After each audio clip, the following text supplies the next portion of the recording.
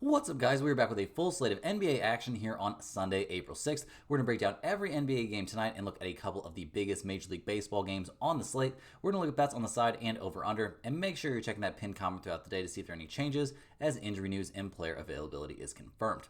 Recap, guys, to be honest, I don't really want to do one because it was brutal out there. We end up going 0-4-4. Devastating stuff. Astros plus 108, they can't come through. Padres plus 100. They didn't work out either, got shelled. They came up with 1 run on 8 hits. The Astros came up with 1 run on 9 hits. In that Dodgers-Phillies game, we thought would go over. We ended up with a total of 4 runs on 11 hits in that entire game, so that doesn't work out. And we had the under in that Tampa Bay-Texas game, and 10 runs were scored in that one. Taj Bradley continues his bad start to the season. So, over 4. Welcome to baseball season in the early goings, guys. Maybe we dove in without enough information.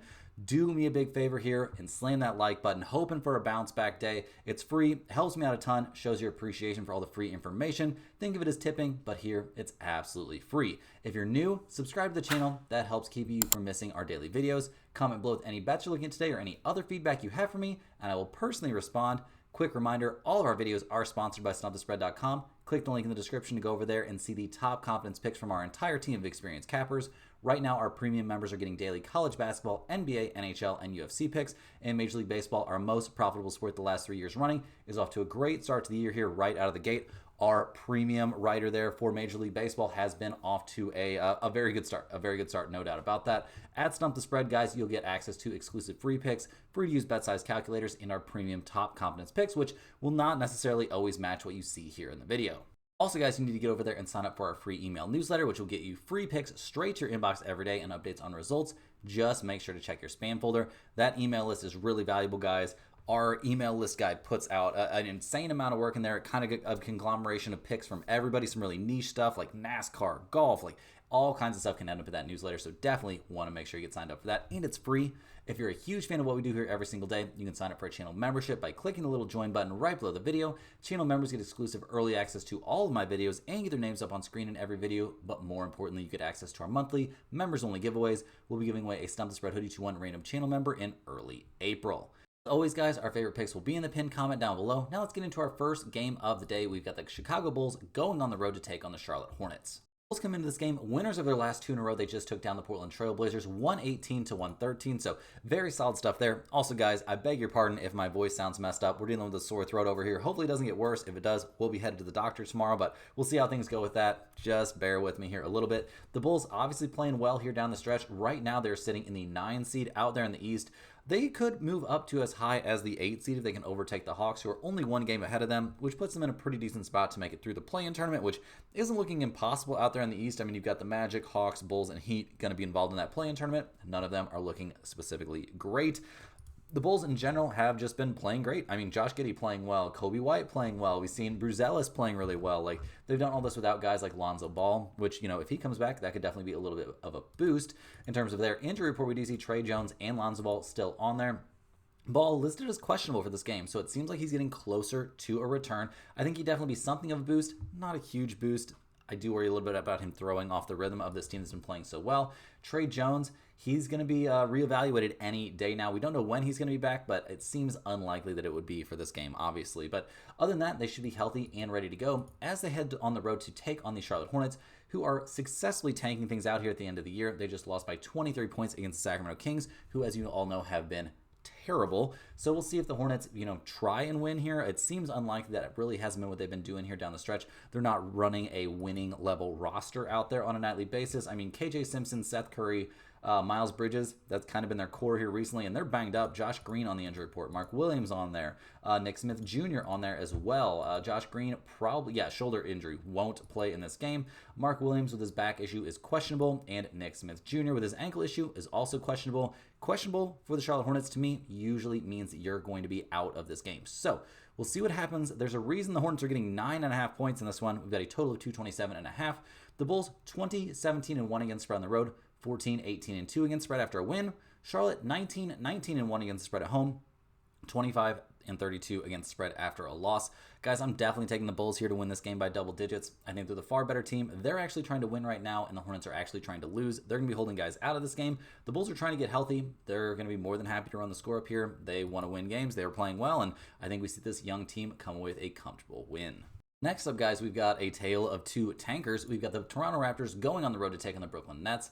The Raptors fresh off a 117 to 105 loss there against the Detroit Pistons, so not a great look there. They've lost 3 in a row, including losses to Portland and Chicago. They did go on a little 4-game winning streak against the other tankers out there in the East.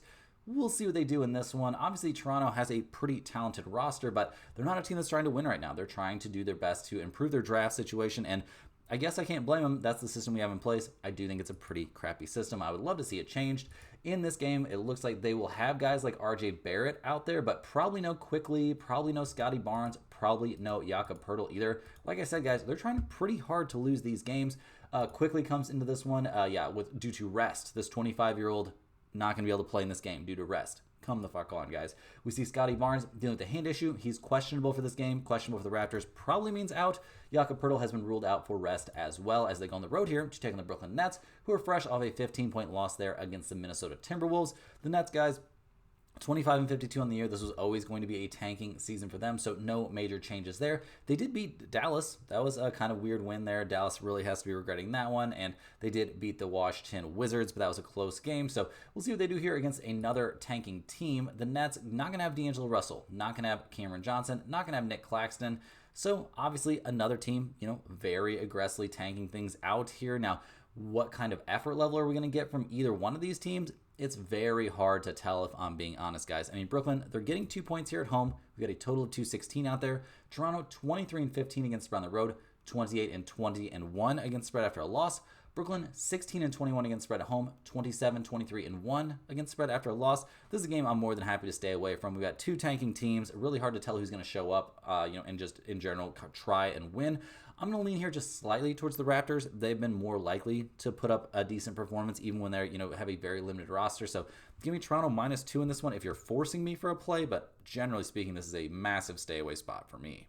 Next up, guys, we've got one of the biggest games of the day. We got the Los Angeles Lakers going on the road to take on the Oklahoma City Thunder. The Lakers come into this game fresh off of a much-needed 124-108 blowout win there against the Pelicans. Obviously, they needed that after that loss to the Warriors. We saw pretty decent stuff out there from the Lakers. I mean, nothing too crazy given the fact you're playing the Pelicans, but Luka went out there, did his thing, scored 35 points. Austin Reeves put up 30. LeBron put up 27. Other than that, not a lot of positives. I mean, Dalton Knecht put up 12 points off the bench. That's nice. The Lakers shot almost 40% from 3. That's nice. They managed to get out-rebounded in this game. That doesn't look great. And this is against an aggressively tanking team, the Pelicans, that has really almost no starting-level NBA talent left on the roster. So, not going to really throw you a parade there if you're the Lakers. They need to be winning games, though, right now, guys. They're currently sitting in the 3 seed, but they're only a half game up on the Nuggets and 1 game up on the Golden State Warriors and 1.5 games up on the Memphis Grizzlies and the Minnesota Timberwolves, and that's the line for the play-in. So crazy stuff could happen here. The Lakers need to be winning these games.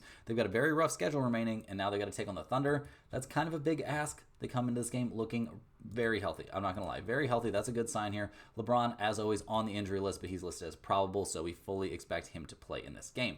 Now, it's not going to be an easy route here. We see they're going up against the Thunder, and the Thunder are coming off a loss. A kind of mediocre 125-111 showing there at the Houston Rockets, so the Thunder are going to be looking to play a little bit better. Not their best game, honestly, against the Rockets. We saw Jalen Williams put up 33 points. That was pretty nice, but they allowed Jalen Green to score 34 against them. Like, that's not really, this is a good defensive team. That's not the Thunder's MO. Not a great night out there for SGA. He was 1 of 6 from 3, 10 of 22 from the field for 22 points, so definitely not a nightmare game, but overall, just not what we're used to seeing from this Thunder team. They know they don't have much left to play for, and that's part of why they got out-rebounded by 15. So we'll see if they bounce back in this one, see how worried they are about playing well, here at the very end of the season. Thunder obviously going up against a pretty desperate team here in the Lakers that need wins. OKC comes in this game. Looks like they're going to play pretty much everyone. Jalen Williams probably going to be out, but as long as Jalen Williams plays, I don't think they have to worry too much. Other than that, a fully healthy roster. They're going to have plenty of guys to chase LeBron and Luka around. And by chase them around, I mean kind of stand wherever they stand. But regardless, I think they're in a very good spot here defensively. I think they're going to have, the Lakers are going to have a really hard time dealing with Chet Holmgren and Isaiah Hartenstein on the inside. And the bench for the Thunder, obviously infinitely better than that Lakers bench. So a lot of problems here staring down the Lakers. The Thunder, 8.5-point favorites. We've got a total of 233.5. The Lakers, 16-19-2 against spread on the road, 26-19-1 against spread after a win. The Thunder are an NBA best 26-11-2 against spread at home, 7-5-1 against the spread coming off a loss. So they are a little bit better after a loss, but nothing too crazy, and obviously not a very big sample size. This is a team that has lost often this season. I'm going to be on the Thunder here at -8.5. I know the Lakers are the more desperate team, but I just don't think they have the firepower to hang on here against the Thunder. I think OKC is going to win this game comfortably. I think they're looking to send messages to teams here ahead of the playoffs. And one of those messages is going to be like, yeah, Lakers, we're not scared of LeBron and Luka. We've got like 10 players that are good. You have like 3-ish. So I think the Thunder get a comfortable win and cover here at home. Next on the docket, we're looking at the Utah Jazz going on the road to take on the Atlanta Hawks. The Jazz obviously have been the king of the tankers this season. Only 6-62 on the year. They just got blown out by like 30 against the Pacers, and yeah, things just aren't getting much better. I mean, they're managed to lose games to teams like the Hornets. You're tanking pretty hard, guys. That's a pretty embarrassing level of tanking. They're not running an NBA level team out there right now, although it does appear that Colin Sexton will get to play in this game. I do only expect him to play in the first half, which is kind of what they're doing to tank things out. Kyle Filipowski playing okay, but yeah, just not a lot of NBA caliber talent getting put out there on a nightly basis. Walker Kessler going to be out for this game, it appears, due to nose/concussion. So not going to have him out there, and yeah, the Jazz just continue to very effectively tank out the end of their season. They're taking on an Atlanta Hawks team that's kind of in a free fall. Atlanta has lost 3 in a row and 5 of 6, including losses against teams like the Mavs, the Trailblazers, the Heat, teams you would think they would have a chance to beat, but they haven't even been keeping most of those games close. Obviously, that 2-point loss against the Mavericks was extremely close, but really not loving what we're seeing here down the stretch. I mean, they didn't stay attached there to the Knicks, losing that game by 16. None of this matters a ton for a team that's obviously going to be in the play-in, but yeah, shooting 31% from 3 and seeing Trae Young have a bad night against the Knicks probably doesn't feel too good. In terms of their injury report coming into this game, they are fully healthy, so they should have everybody rested and ready to go for a game I'm sure they fully expect to win, and they probably would like to win because I would assume they would like to hold on to that 8 seed and not end up falling down into the 9 or 10 seed in that play-in. Hawks come into this game as 12-point favorites. We've got a total of 240.5.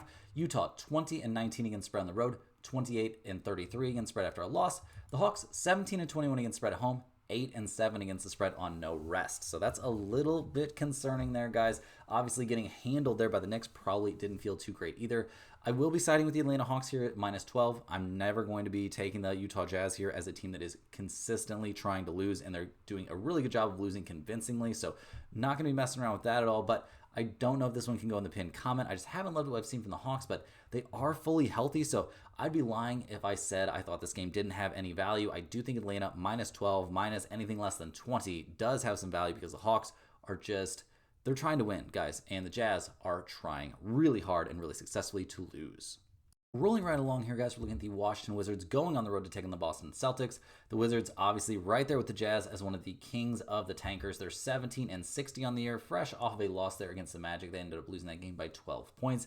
They did that really weird 116-111 win there against the Wizards, against the Kings. The Wizards have been kind of a weird team. They can suddenly, just have one of those games where they play kind of decent, even though they're putting out a like C-level squad, but yeah, not a great team. Not a great team right now. I have actually liked what we've seen from Jordan Poole here towards the end of the season. Kind of in general this year, he's put up decent numbers, but this is not a team that's trying to win right now. I mean, Jordan Poole is probably going to be allowed to play like 20 to 25 minutes at the most, and I mean, Alex Sarr, we've seen some decent stuff from the rookie this year, no problem there. We do see Marcus Smart is going to play in this game, very likely, but no Middleton, no George out there. So you're not going to be the full strength Wizards, but that doesn't usually make that big of a difference here. They're going on the road to face the Boston Celtics, a team that is fresh off a 20-point bounce-back win there against the Suns.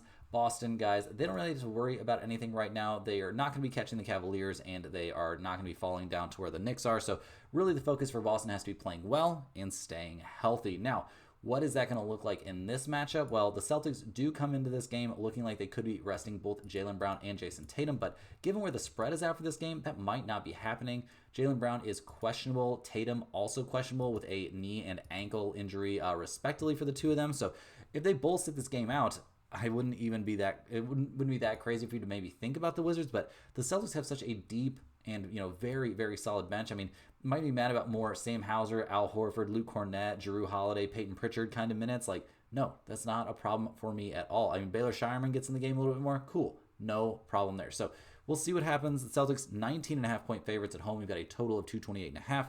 Washington 15-20-2 against spread on the road, 24-33-2 against spread after a loss. Boston 16-22 against spread at home, 19-36-1 against spread after a win. This is tough, guys. Honestly, I mean, the rule is always to fade Boston when they're coming off of a win, but it feels pretty tough to be taking the Wizards here, even if they are getting 20 points. I think you can find some 20s out there if you look. So this is kind of a pick-your-own disaster situation. I'm not super interested in this game. If you're begging me for a side, I guess give me the Wizards and the points, but really more than happy to stay away from this one and look for greener pastures elsewhere. Next on the docket, we're looking at the Sacramento Kings going on the road to take on the Cleveland Cavaliers. The Kings have been in trouble recently. They did just get that 125-102 win there against the Hornets, so good job. You bounced back from losing against the Wizards, but my God, this team has not been playing well down the stretch. The Kings are 3-7 over their last 10 games. They're holding on to that 10 seed. They're now 2 games up on the Phoenix Suns. They better be really freaking happy that KD got injured, or I really feel like the Kings would have probably fallen out of the play-in situation. Looks like the Suns will probably be missing out, but there's still a few games left. Weirder things have happened. The Kings have not been playing great. I know they played well against the Hornets, so congratulations there. Zach LaVine putting up 25 points, actually looking like a functional part of the offense. Almost a triple-double there for Sabonis. He's playing really well every single night. DeMar DeRozan keeps getting those mid-range jumpers up. He put up 22 points, was a plus 19. But what can this team do against actual real opponents? They're going to need Malik Monk to continue playing well, that's for sure. But they're taking on a real team here. They're going to need all hands on deck, and they're almost fully healthy. We do see Keegan Murray on the injury report. He's listed as questionable due to that left thumb bone contusion. So it's his non-shooting hand, if I remember correctly. Yeah, I'm pretty sure he's right-handed. I'm pretty sure he's right-handed. I would remember if he was a lefty. So we'll see. He should probably be out there, but maybe that will still affect his shooting. They're going to need him probably going up against the Cavaliers, who have won their last 3 in a row. They just won a crazy 1-point game there against the Spurs where they just totally let go of the rope in the second half. They were cruising in the first half and then got outscored 32-24 and 31-23 in the second half. So we'll see how things go for the Cavaliers, see if they've got a little bounce back in them here. Obviously, this is a team with nothing to play for right now. I mean, they are locked into that top spot out there in the East, or effectively locked into it. So yeah, a lot of good things for the Cavaliers this season. Down the stretch, it's gotten a little bit iffy. We haven't loved what we've seen from guys like Donovan Mitchell necessarily, but they do eventually end up closing things out there against the Spurs and getting the win. They come into this game kind of healthy. No Ty Jerome, Dean Wade also on the injury report, so the bench won't be at 100%. I guess Ty Jerome is technically questionable, so he could come back from this one, but I would be shocked. And Dean Wade with illness is questionable as well. I would also be shocked to see him play. So not going to be quite the full-strength Cavs, but I don't know how much that matters. They've been one of the best teams in the NBA all season long. Looking at the numbers, Cleveland, 9.5-point favorites. We've got a total of 236.5. Sacramento, 18-20-1 against spread on the road, 16-18-2 against spread after a win. Cleveland, 21-16-1 against spread at home, 38-22-1 against spread after a win. I'm going to actually take Cleveland here as a small lean. It's not going in the pinned comment because the Cavaliers really don't have the incentive to play great in this game, but the Kings have been so bad lately, I just cannot justify taking them, even getting 9.5 points against a team that, isn't incentivized to do much right now. So give me the Cavaliers at minus 9.5. I think it's got a little bit of value, just not quite enough to go in the pinned comment. Next on the docket, we're looking at the San Antonio Spurs going on the road to take on the Portland Trail Blazers. The Spurs at 32-45 in the year, not exactly killing it. They almost got the win there against the Cavaliers, which would have been an interesting little win, albeit, kind of pointless for a team that's going to be missing the playoffs this year. Obviously, the Wembanyama injury and then the De'Aaron Fox injury really derailed them here in the second half of the season. But next year, looking very, very exciting under the assumption that everybody can come back healthy. They did have that weird 113-106 win there against the C squad there for the Nuggets, but we're not going to read too much into that. In general, guys, the Spurs have definitely been floundering down the stretch. They're 4-6 over their last 10 games, something like that, and just not a very good team. Looking at their injury report coming into this one, close to fully healthy. No Sohan apparently for this game, but other than that, everybody should be ready to go as they head on the road to take on the Portland Trail Blazers, a team that's been a little bit all over the place this season. They've had some pretty high highs, but also some kind of low lows. I mean, they're coming off a 5-point loss there against the Bulls. They did beat the Raptors and the Hawks recently, so it seems like they're still being allowed to kind of try out there, and they're not technically out of the playoff race. They're 3.5 games back of the Sacramento Kings, though, and a game and a half back of the Phoenix Suns, so it would take some miracles for them to end up in that 10 seed. This team has some very interesting pieces on it. I'm going to be pretty excited to see what they do next season. But right now, guys like Anthony Simon, Scoot Henderson, both sitting out. Denny Adjeva, who's been playing out of his mind recently, probably going to be sitting out. Shadion Sharp has been playing amazing, though. That's going to be somebody I'm very excited to watch next year. Anthony Simons is technically questionable. Scoot Henderson has been ruled out. And Denny Adjuva, guys, questionable with his thumb sprain. I probably think he sits this game out as well. So not going to be the full-strength Portland Trailblazers, who are -4 in this one. We've got a total of 228.5. The Spurs, 16-21 against spread on the road, 24-20 against spread after a loss. Portland, 22-16 against spread at home, 21-22 against spread after a loss. This is a tough spot. I'm going to be leaning here just a bit towards the Portland Trailblazers, -4 at home, but I don't know if we can put this one in the pinned comment, guys. The Spurs are much healthier right now than the Trailblazers are coming into this game, with both teams trying to lose, or at least kind of trying to lose. It's a little bit weird. The Blazers might be trying to win a little bit more, and that's why I'm shading towards them, and they're on their home floor. Makes that a little bit better as well. Next up, guys, we've got a couple teams that are actually kind of still trying at this point, although the incentive there for the Knicks is dwindling fast. They've still got a 3-game lead there in their race to avoid the 4 seed. So right now the Suns come into this game fresh off a 5th straight loss. They lost 120-103 against the Celtics, and the wheels are really, really coming off. I mean, they find themselves right now only 2 games back at the Sacramento Kings, but you're running out of time, Suns. And with Kevin Durant missing time recently, it's been a problem. We saw the Celtics break the NBA Season 3's record in that win against the Suns. They are, the Suns not having a great time now. And Booker playing out of his mind, but you can only do so much out there by yourself. And that's really what it is, guys. Bradley Beal came back, played 30 minutes, scored 1 point. 1 point in 30 minutes. Hard to believe. Hard to believe.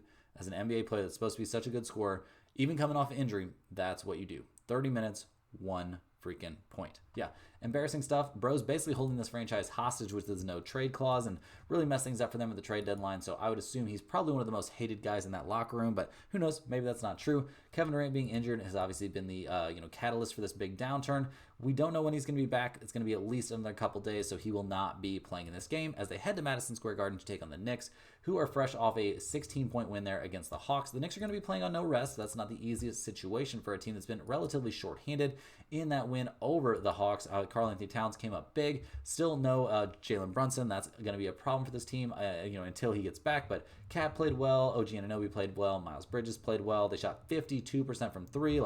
A dominant night out there for the Knicks. Now, can they back it up here on a back-to-back? That has not been their forte this season, not at all. So we'll see what happens. Looking at their injury report, Jalen Brunson still going to be out. Looks like Miles McBride probably out. Mitchell Robinson out. Let's double check and make sure those are all confirmed. Brunson. Sounds like Brunson officially going to come back for this game. That's interesting. He's going to be back. It'll be his first game back since he last played on 3/6. So yeah, last month on the 6th. He played 41 minutes, and that was the last time we've seen him on the floor. Miles McBride with his groin issue. He sat out that game against the Hawks. We'll see if he comes back for this one. Seems a little bit unlikely. And Mitchell Robinson didn't play there on Saturday. I would say there's a chance he plays on Sunday, but not extended minutes. And he hasn't been a guy that's really swung things in a huge amount one way or the other for me. The Knicks are 8.5-point favorites in this game. We've got a total of 227.5. Phoenix, 15-24 against spread on the road, 20-21 against spread after a loss. The Knicks, 19-18-1 against spread at home, 2-11 against the spread on no rest, 21-26-1 against spread after a win. This feels a little bit brutal, guys. With Jalen Brunson coming back, though, how sharp is he going to look in his first game action back out there? The Suns don't have anyone outside of Devin Booker. Obviously, this is a bounce-back spot for Bradley Beal. Will he actually bounce back? I kind of think he does here, and I just can't ignore that the Knicks being 2-11 against the spread on no rest. Give me the Phoenix Suns here, getting 8.5 points. It's not like the Knicks have been amazing at home against the spread either, so I think we see the Suns keep this game close and probably end up losing at the end. Rolling right along here, guys, we're looking at the Indiana Pacers going on the road to take on the Denver Nuggets. The Pacers come into this game 46-31 on the season. They've been cruising here at the end of the year. They won 4 out of their last 5. That's looked pretty good. The Pacers are right now holding on to the 4 seed. They're 8-2 over their last 10 games. They've now got a 3.5 game cushion over the Milwaukee Bucks in what could be a preview of our opening round Eastern Conference 4 versus 5 matchup. So very good stuff here from the Pacers. I think they're feeling pretty good with where they're at. Obviously, blowing out the Jazz doesn't mean too much. The Jazz are a tanking team, but they also beat the Kings, who are trying to win. They kept things very close against the Lakers and not that competitive against the Thunder, but still, guys, this Pacers team is very, very respectable, especially out there in the Eastern Conference. Are they in the same level as teams like Boston and Cleveland?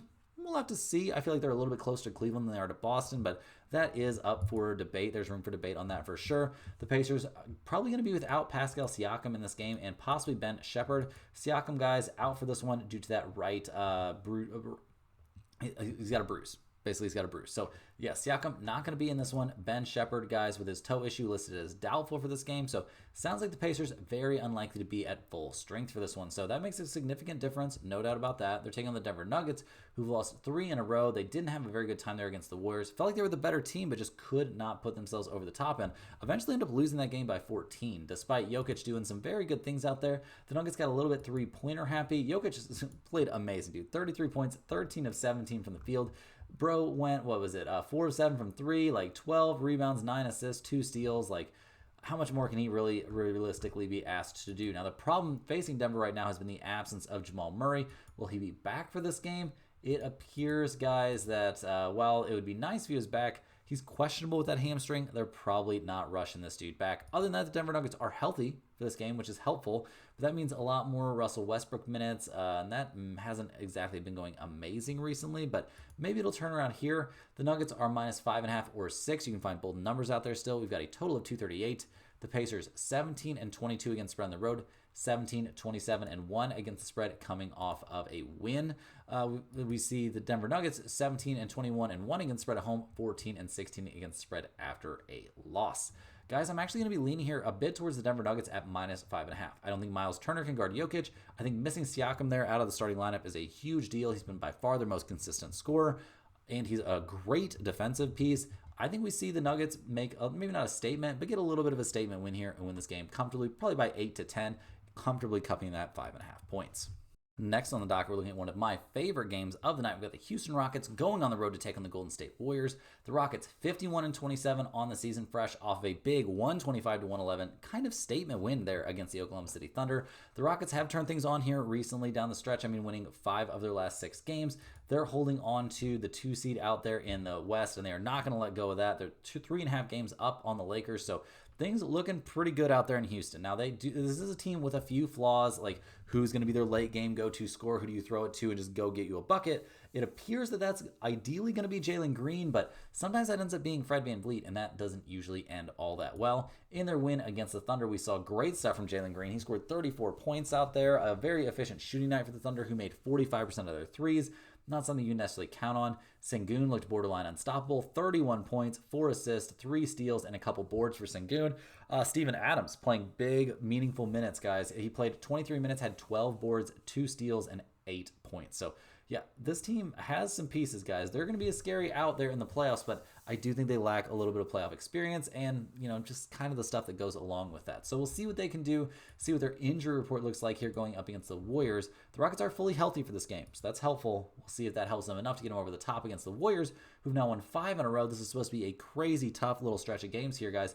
But they've now beaten the Grizzlies, Lakers, and Nuggets, and each one of those games ended up being fairly convincing there by the end. Steph and Jimmy Butler playing amazing together. It's looked really, really good. We've seen Pajemski playing his best ball this season and having some of the best games of his career recently. That's been a huge, huge boost in that win against the Nuggets, guys. Coming off of a big game there against the Lakers, we saw Pajemski really, really get after it. It was pretty impressive stuff. He ended up with 26 points on 4 of 8 from 3 and 10 of 16 from the field. He had 8 boards and 6 assists. Like, dude's kind of doing it all out there. Draymond's playing insane defense, some of the highest level defense you're going to see out there in the NBA, and that's coming from a Warriors fan who's not really a big Draymond Green fan. I would say I'm more of a Steph Curry fan than a Warriors fan, but still not the biggest Draymond Green fan, but you got to give the dude his flowers. That Defensive Player of the Year situation that he's gotten his name in, I think he deserves it.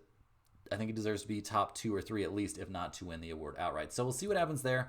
The Warriors come into this game looking very healthy. That's a huge deal now. They've got Gary Payton II back, so it's a nice defensive stopper to put on really anyone they need to put him on out there against the Rockets. So that's very, very helpful. And other than that, guys, they're just healthy and ready to go. Now, the question is, will Curry be able to thrive in a matchup against what's clearly going to end up being a more lengthy and more athletic defender? I think he'll be okay. The Warriors, though, are 3.5 or 4.5 point favorites in this game. We've got a total of 226.5. Houston, 21-15-1 against spread on the road, 26-23-1 against spread after a win. The Warriors, 18-19-1 against spread at home, 20-24-1 against spread after a win. But this team has been completely different since Jimmy Butler came to town. So this is actually a difficult situation. I'm going to be leaning a bit towards the Warriors at minus 3.5. I know the Rockets are playing great, but they're in a huge letdown spot after that massive win against the Thunder. They don't really have anything to play for right now, and the Warriors have tons to still play for. So go ahead and give me the Warriors here at minus 3.5. I think this is a very reasonable play. In our last game here on the NBA slate, guys, we're looking at the Milwaukee Bucks going on the road to take on the New Orleans Pelicans. The Bucks 42-34 on the season right now. They're locked in a tight one right now, guys, going up against the Miami Heat. Milwaukee's currently down 4 points there late in the fourth quarter, so we'll see if they can bring that back and get a win, but it's going to be a little bit rough. The Bucks are going to be playing here on back-to-back nights, which is not something they necessarily excelled at, but we'll see what they get after, see who they have available in this game. Right now, looking at the current minutes load that's kind of going on right now, we see, Giannis is playing pretty heavy minutes as they, kind of desperately need these wins. Right now, they're sitting in the 5 seed. Really want to avoid falling down to the 6 seed. I don't know if they really I'm not sure who they're angling for to play in the first round necessarily, but yeah, it hasn't been a great last part of the year here for the Bucks. Dame going down, obviously a huge blow to this team. There's really no news on when or if he's going to necessarily be come back. I mean, the scuttlebutt around the NBA universe is that he could possibly come back, but it's not very clear whether or not that's going to be able to happen. So we'll see who's even available for the Bucks in this game as they're down 7. So they could conceivably end up losing here against the Heat and then coming off a loss, having to go on the road and play on back-to-back nights, taking on the Pelicans, who are fresh off a 124-108 loss there at the Lakers. Life has not been easy for the Pelicans here down the stretch either. They've beat some terrible teams like the Hornets and 76ers, but other than that, not a whole lot to feel happy about. This team got completely destroyed by injuries over the course of the season, and it hasn't gotten much better here. I mean, we see Alvarado, Jordan Hawkins, Kelly Olynyk all on the injury report as this team continues to tank out the rest of their season. Alvarado questionable due to right calf soreness. To me, that sounds like he's going to be sitting out. Jordan Hawkins with his back issue is officially out, and Kelly Olynyk, due to rest, has been ruled out for this game. So, looking at the numbers, see the Pelicans getting 11.5 points. We've got a total of 225.5. Milwaukee 17-19-1 against the spread on the road, 3-10-1 against the spread on no rest this year. That's not a great look. The Pelicans 20-16-2 against spread at home, 23-31-1 against spread after a loss. I don't know if we can really justify taking the Pelicans in this game. Seems pretty insane to try and do that. Although they are getting 11.5 points. They are at home. They're putting some veterans out there like Bruce Brown.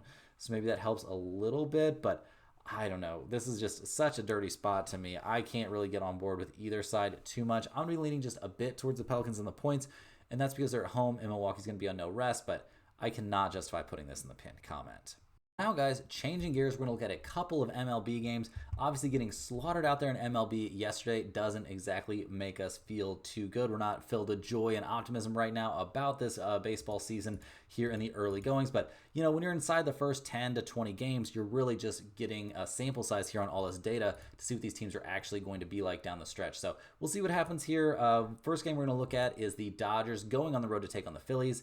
The Dodgers come in this game fresh off a nice 3-1 win there at the Phillies in Game 2 of that series. They lost Game 1 3-2, won Game 2 3-1. I thought we'd see more offense out there, but not so much. Not the case in this one. So we'll see if we end up with more offense in this one. But the Dodgers, regardless, off to a very, very hot start. I mean, 9-1 on the season. You can't ask for a much better start to the year than that. And they're hitting the ball in this one to Tyler Glasnow, who is also off to a fantastic start, guys. He dominated the Atlanta Braves in his first outing. He went 5 innings, gave up 2 hits, no runs, struck out 8 and walked 3, and a 6-1 Dodgers win. So they're hoping they can get something very, very similar out of him in this one. No reason to change it, no reason to fix it if it's not broken. And Glasnow looking anything but broken out there. The offense is off to a pretty reasonable start for the Dodgers. They're 5th in the MLB in runs scored, 5th in slugging percentage.